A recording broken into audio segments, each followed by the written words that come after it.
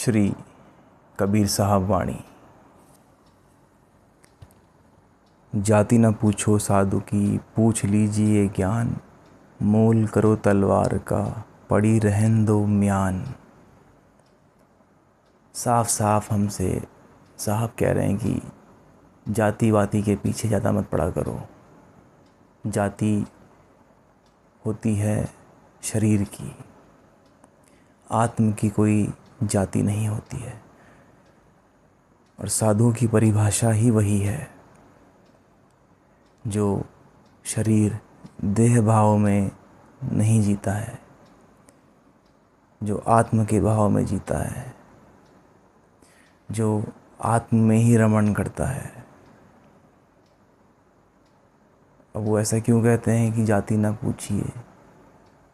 क्योंकि यही तो करता है समाज। और क्या करता है? और कुछ आता है हमको इसके अलावा? हमारे इतने सारे संप्रदाय हो चुके हैं। कोई कहता है मेरा संप्रदाय बड़ा है, कोई कहता है मेरा बड़ा है। जैसे कोई कहते हैं कि नाथ सर्वश्रेष्ठ हैं, तो कोई कहता है कि नहीं जी, हम तो पुरी हैं, हम बड़े हैं। कोई कहता है नहीं, हम गिरी हैं, हम बड़े हैं। ये तुम क्या कर रहे हो? ये अहंकार का खेल चल रहा है। और क्या चल रहा है? कोई जाति नहीं होती है आत्म की। आनंद की कोई जाति होती है क्या? हवा की जाति होती है, पानी की जाति होती है, अग्नि की जाति होती है? बताओ मुझे। इन सब की जातियाँ होती हैं, लेकिन तुम तो जाति में जीते हो।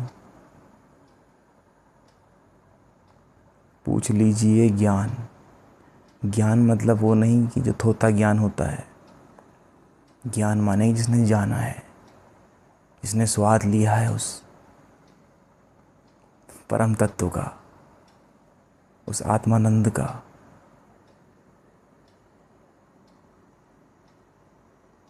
उसे वो असली ज्ञान होता है। असली ज्ञान वही है जब शब्द ही ना रहें, और रहें तो निशब्द से आए। जैसे कि शून्य से कोई कुछ कहे,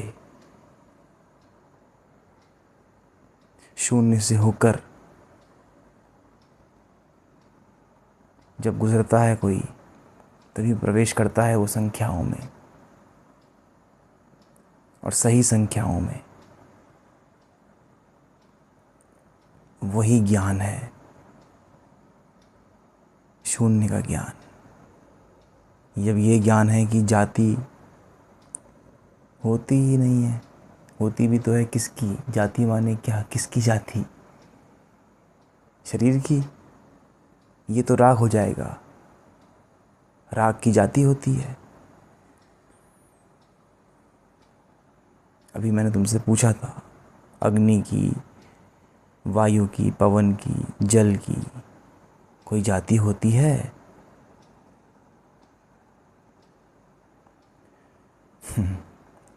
मोल करो तलवार का, पड़ी रहन दो म्यान। तलवार का मोल करना आना चाहिए हमको, जो छिपा हुआ होता है भीतर। तलवार आनंद का स्वरूप है, जो हमारे भीतर छुपी होती है। हमारे मतलब जिसने स्वाद लिया है आत्म का, आनंद का, आत्म का, तो उसका मोल करना हमें आना चाहिए। तलवार का मोल करना हमें आना चाहिए। म्यान का क्या है? शरीर जैसा। ये तो कोई दुबला है, कोई पतला है, कोई मोटा है, कोई सिकुड़ा है, कोई कैसा है। परंतु कोई बिरले होते हैं जिन्होंने वो ज्ञान भी बहुत करीब से पिया होता है, जिसको पी करके फिर प्यास नहीं लगती है, जिसको पीने के बाद महा तृप्ति घट जाती है। इसीलिए आपसे कबीर साहब कहते भी हैं कि मत पूछना जाति कभी,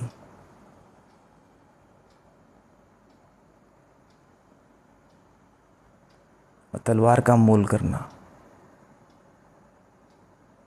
माने कि जो चेतन तत्व विराजमान है इस जड़ शरीर में, चेतन का मूल्य करना कि इसकी चेतना की ऊंचाई कितनी है।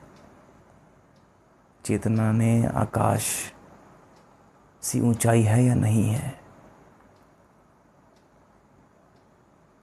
लेकिन हमारी आंखें मात्र बाहर बाहर ही देख पाती हैं, जो भीतर छिपा हुआ है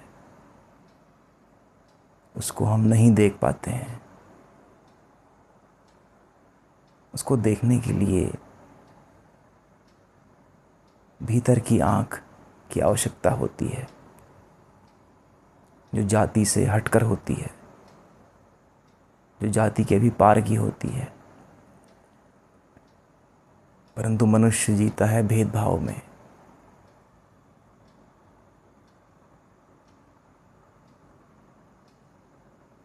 मोल करो तलवार का, पड़ी रहन दो म्यान। म्यान तो पड़ी ही रहेगी एक दिन। म्यान यहाँ एक नहीं, लाखों नहीं, करोड़ों हैं। परंतु उन सब करोड़ों म्यानों में से कोई एकाध, कोई हैं जिन्होंने तलवार की धार पे चलकर चैतन्य, चेतन तत्व में विराजमान होकर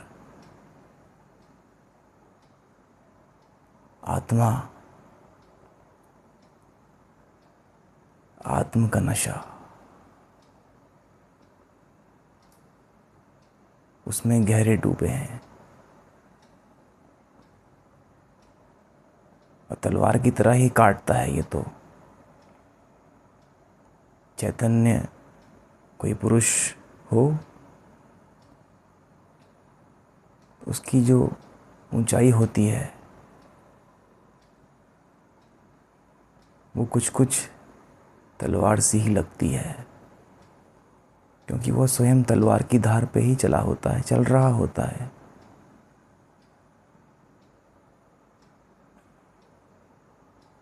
और वो कोई खास नहीं होता है, देखिए आप, क्योंकि कहीं ना कहीं बहुत गहरे में अगर हम देखेंगे तो हर कोई साधु ही है। कोई एक जिसने लाल पीले वस्त्र पहने हैं, सिर्फ वही साधु नहीं होता है।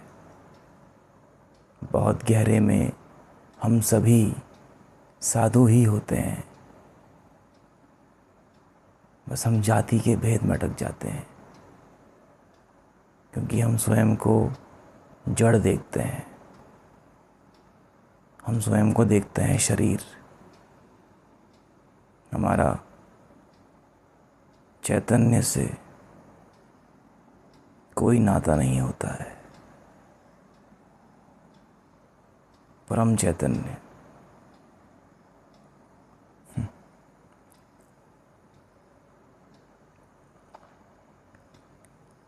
वो आँख भी चाहिए जो जान पाए, तलवार को देख पाए।